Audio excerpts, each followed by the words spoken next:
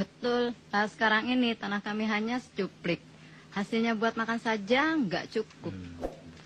Oleh karena itu, Ibu dan Bapak jangan ragu bantu kami untuk mencapai cita-cita tadi.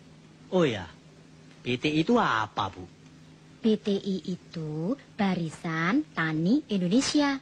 Bapak kan petani. Mau kan jadi anggota PTI? Ya mau, asal hidup makmur.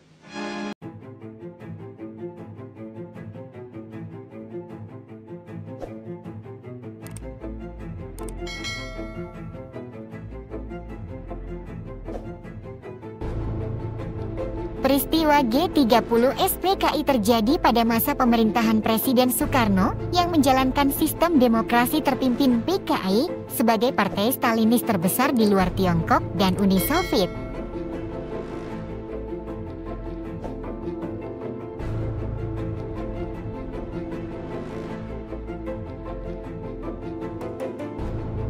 Memiliki jumlah anggota yang sangat besar.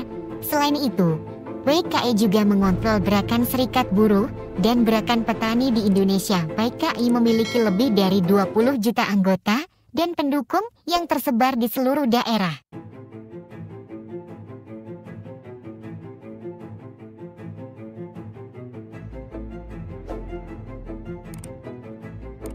Pada bulan Juli tahun 1959, parlemen dibubarkan dan Soekarno menetapkan konstitusi di bawah dekret presiden dengan dukungan penuh dari PKI. Soekarno juga memperkuat angkatan bersenjata dengan mengangkat para jenderal militer ke posisi yang penting.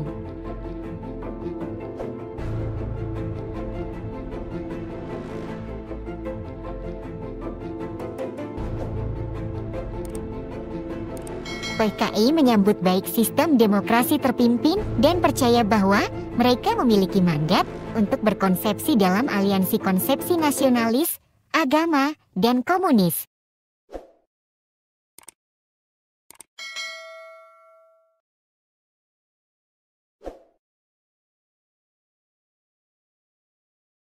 Atau yang biasa kita sebut dengan Nasakong.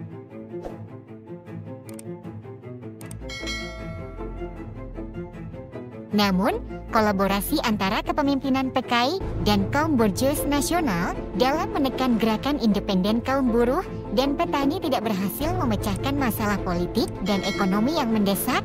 Masalah ekonomi seperti penurunan pendapatan ekspor, penurunan cadangan devisa, inflasi yang tinggi, dan korupsi birokrat dan militer menjadi semakin merajalela. PKI juga menguasai banyak organisasi massa yang dibentuk oleh Soekarno untuk memperkuat dukungan bagi rezim demokrasi terpimpin. Dengan persetujuan Soekarno, PKI memulai kampanye untuk membentuk angkatan kelima yang terdiri dari pendukung bersenjata mereka. Namun, para petinggi militer menentang hal ini.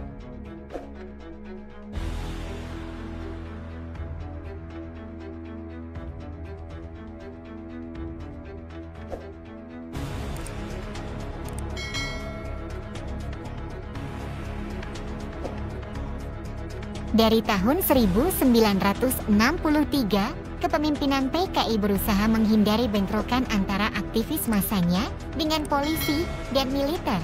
Mereka berupaya menjaga kepentingan bersama antara polisi dan rakyat. Pemimpin PKI DN Aidit mengilhami slogan "Untuk ketenteraman umum bantu polisi" pada bulan Agustus tahun 1964.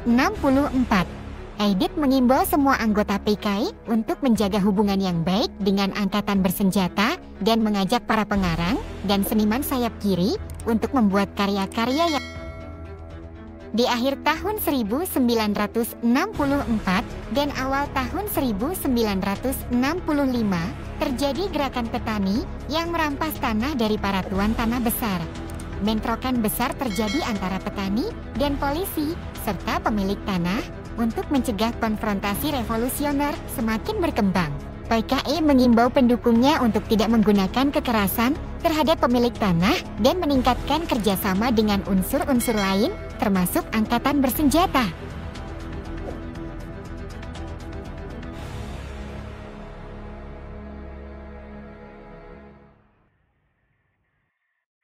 Pada awal tahun 1965, para buruh mulai menyita perusahaan-perusahaan karet dan minyak milik Amerika Serikat. PKI menjawab dengan memasuki pemerintahan secara resmi. Pada saat yang sama, para jenderal militer juga menjadi anggota kabinet. Menteri-menteri PKI duduk di sebelah petinggi militer dalam kabinet Soekarno dan terus mendorong citra bahwa angkatan bersenjata adalah bagian dari revolusi demokratis rakyat.